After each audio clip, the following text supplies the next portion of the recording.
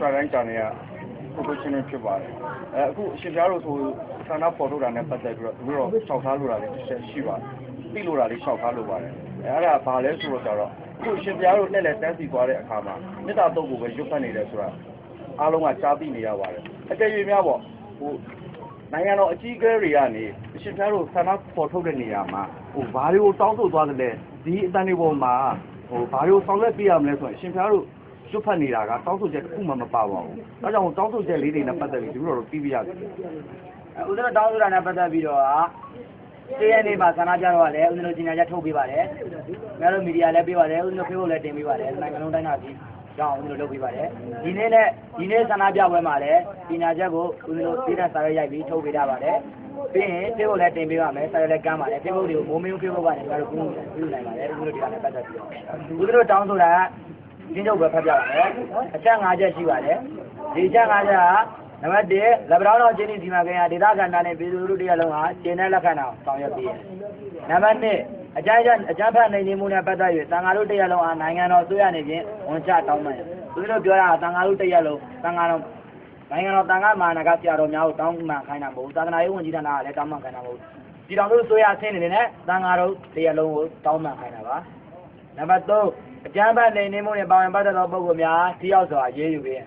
နံပါတ်4လက်ပတောင်းတော်စီမံကိန်းစီမံကိန်းနဲ့ပတ်သက်၍ဖန်ဆီးထားသူများကိုချွင်းချက်မရှိအများဆုံးပြန်လွှတ်ပေးရ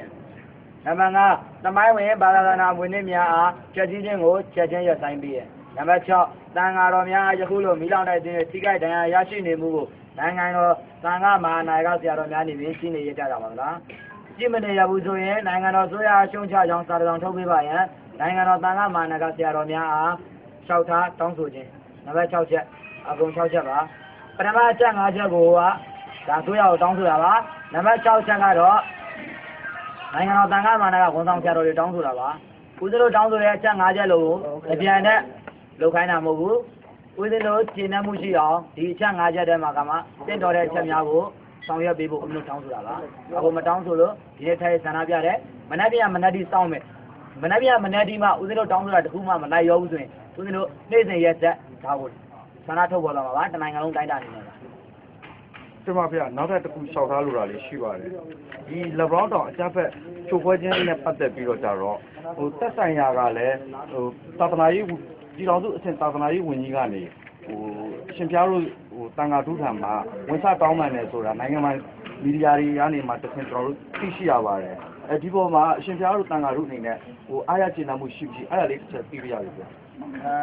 လုံးဝအားရကျေနပ်မှုမရှိပဲလုံးဝဟိုမကျေနပ်တာအားရတာမဟုတ်လုံးဝဟိုသဘောမတူမကျေနပ်ဘူးသူတောင်းပန်တာကနိုင်ငံတော်တန်ခါမဟာနာယကဆရာတော်တွေတောင်းပန်တာခံရတာကဦးဇင်းတို့အောက်လက်ငယ်သားရဟန်းမျိုးစာတင်သားတွေခံရတာလောက်တာလည်းရဟန်းမျိုးတွေပဲလောက်တာတောင်းပန်ရင်ရဟန်းမျိုးတွေကိုတောင်းပန်သေယုံမှာတောင်းပန်လို့ရတယ်သေယုံမှာမတောင်းပန်ရင်လည်းဒင်းနာရှင်လုံးဝတောင်းပန်လို့ရတယ်ကျင်းတာမကျင်းတာပုဂ္ဂလိကပိုင်းဆိုင်ရာတစ်ပိုင်းတကယ်တော့အခုတောင်းပန်တာကလုံးဝနီးလည်းမကြပါဘူးမဆိုင်တဲ့တန်ခါဆရာတော်ကြီးတွေသွားတောင်းပန်တာပါဒါဦးဇင်းတို့တန်ခါဖွဲ့စည်းတန်ခါငယ်တွေနဲ့လုံးဝလက်မခံနိုင်ပါဘူးဒီလိုမျိုးရှိပါအဲ့ညမှာဦးဇင်းပြောတာတောင်းပန်တယ်သူတို့ကတောင်းပန်တယ်ပြောပြီးမြတ်သိဖိတ်တာကဩဝါဒခံခွင့်ပြုသိဖိတ်တာဒါမှမဟုတ်ဩဝါဒခံခွင့်ဆိုတာဒီကနေ့ကဆရာတော်ရဲ့ဩဝါဒပြရမှာသူတို့ကဩဝါဒခံရမှာအဲ့လိုပြရမှာဒါမှမဟုတ်အဲ့လိုမဟုတ်ဘူးသူကဆရာတော်ကြီးကိုဩဝါဒခံခွင့်ဖြစ်တယ်ဆရာတော်ကြီးကိုပြင်တယ်ဩဝါဒခံခွင့်ပြင်တယ်ဒါပေမဲ့လို့ဘိုးကကျတော့သူတို့ကရှင်းပြပြီးတော့လောမကောင်းပါဘူးဗျာသိမကောင်းပါဘူးဗျာသူတို့ကပဲပြန်ပြီးတော့တောင်းပန်သွားတာပြိဖိတ်တာကဩဝါဒခံခွင့်ပြိဖိတ်ဒါဘယ်လိုမှမဖြစ်တယ်ကိုကတောင်းပန်ပွဲဖြစ်သွားတယ်ဒါကပြိဖိတ်တာဩဝါဒခံခွင့်ပြိဖိတ်ပြီးတော့ဩဝါဒခံခွင့်ဆိုတာကဒီဘဝမျိုးမှာဒီလိုချင်းနိုင်ငံတော်ဩဝါဒပြရတည်ဘဝမျိုးမဟာဇောတိကာရမှာနိုင်ငံတော်ဩဝါဒပြရပဲဩဝါဒခံခွင့်ဆိုမှတော့နိုင်ငံတော်ဩဝါဒပြရဘာ့ဘာဘာကြောင့်မပါတော့ဟောင်းနေသူစဉ်းစားပြီးဒါပြီးပြိဖိတ်တာနဲ့ပတ်သက်လို့ပြောပါဒါဦးလုံးနဲ့ဘလို့မှကိုမကျင်းနိုင်ဘူးဟုတ်ဗျာပြီးတော့ဆောက်ကားလို့တာတော့မေးလို့တာတော့ဒါပါပဲဗျာကျေးဇူးတင်ပါတယ်ပြီးတော့ရန်ကုန်တိုင်းကျန်တဲ့ကိုတစ်ထားပါဗျာဒီဗျာတို့ထုတ်ပြန်တဲ့အချက်၅ချက်မှာသမိုင်းဝင်ဘာသာသာသနာမွေးနေ့များကိုဖျက်ဆီးခြင်းမှာဆက်ခြင်းရဲ့တိုင်းပေးရတယ်အဲ့ဒီချက်နဲ့ပတ်သက်ပြီးဒီနေ့ ဟိုနိုင်ငံတော်သမ္မတရုံးကနေတိုင်းဒေသကြီးဆိုရရုံးကနေတစ်ဆင့်နိုင်ငံတော်သမ္မတရုံးကနေစပြန်မယ်လို့ပြောပါတယ်အဲ့ရမျိုးလုံးဝဖြည့်ဆည်းခြင်းမပြုပါဘူးစာထွက်ထားတယ်လို့ပြောရတော့သိထားပါတယ်အဲ့ကိစ္စနဲ့ပတ်သက်ပြီးဒီချက်ကိုဆက်လက်ပြီးတော့တောင်းဆိုမှုရှိမရှိပယ်ပြက်မလားအဲ့ဒါလေးမေးချင်ပါတယ် အခုသူတို့ထုတ်ပြန်တာကပြည်သူလူထုကြီးကိုထုတ်ပြန်တာလားသူတို့ရုံးချင်းထုတ်ပြန်တာဒါပြည်သူလူထုကြီးလေနိုင်ငံမှာသတင်းစာရှိတယ်ပြည်သူတွေပုဂ္ဂလိကဘိုင်းဂျာနယ်တွေအများကြီးရှိတယ်ဒီဟာတွေကထုတ်ပြန်ပြီးရင်ဒါဦးဇင်းတို့ပြည်သူရမှာဒါတရားဝင်တယ်အဲ့လိုမှမထုတ်ပြန်ပေးဘူးဆိုတော့ဦးဇင်းတို့ကဒါလက်မခံနိုင်ဘူးထုတ်ပြန်ပေးုံနဲ့မရဘူးနော်လုံးနေတာတွေရခိုင်းပေးရမှာအများကြီးပဲလုံးနေတယ်ဆရာတော်ကြီးရဲ့ကဘာကျော်လေဒီဆရာတော်ဘုရားကြီးရဲ့နေရာတွေဖြည့်ဆည်းတာမဟုတ်ဘူးနော်နိုင်ငံလုံးမှာဖြည့်ဆည်းနေတာအများကြီးပဲဒါတွေကိုရက်ပေးရမှာဒါကိုသူတို့ဘက်ကထုတ်ပြန်တယ်ဆိုရင်တရားဝင်နိုင်ငံမှာသတင်းစာထုတ်ပြန်ပုဂ္ဂလိကပိုင်းသတင်းစာထုတ်ပြန်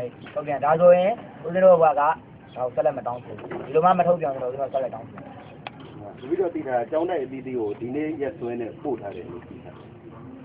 အဲ့ဒါတော့ဦးဇင်းတို့လုံးဝမသိဘူးဗျာဒီမှာပါလာတာတိုက်ကြီးတွေကပါရင်တော့မန္တလေးပခုတ်ကိုဦးဇင်းတို့အကုန်ချိတ်ဆက်ပြီးမှလုပ်တာပါမန္တလေးကလည်းမနေ့ကပြောတယ်သူတို့ဖွဲ့လိုက်တယ်မန္တလေးနဲ့ရန်ကုန်တန်ခါတွေပဲဖွဲ့လိုက်တယ်တန်ခါလှုပ်ရှားမှုဦးဆောင်ကော်မတီဆိုပြီးဖွဲ့လိုက်တာကော်မတီရှိတယ်အဲ့ကော်မတီကလည်းဦးဇင်းတို့လမ်းပြောတယ်ဘာမှသူတို့ဘက်ကထုတ်ပြန်ပေးတာမရှိဘူးတဲ့မနက်ကခေါ်တွေ့တယ်ဒါပေမဲ့ဘာမှမထူးပါဘူးဆက်လုပ်ပါဆိုပြီးတော့ဦးဇင်းတို့ဘက်ကိုလမ်းပြီးတော့အကြောင်းပြန်တယ်အဲ့ဒါကြောင့်ဦးဇင်းတို့ဆက်လုပ်တယ်ဘာမှဦးဇင်းတို့ဘက်ကိုရောက်ရှိလာတာမရှိကြဘူး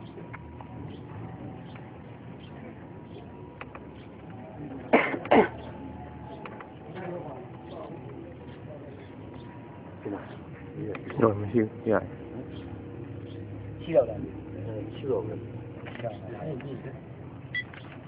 အဲ့လိုလိုချင်ဒီသုသာတွေ Facebook မှာမုံမင်း Facebook ကနေပြင်ရတယ်တော့တင်ထားတယ်နော်ရှင်းတဲ့တစ်စောင်းဒီလောက်တော့ဝင်လိုက် ရှိသေးလားဒီကောင်းလေးရှိသေးတယ်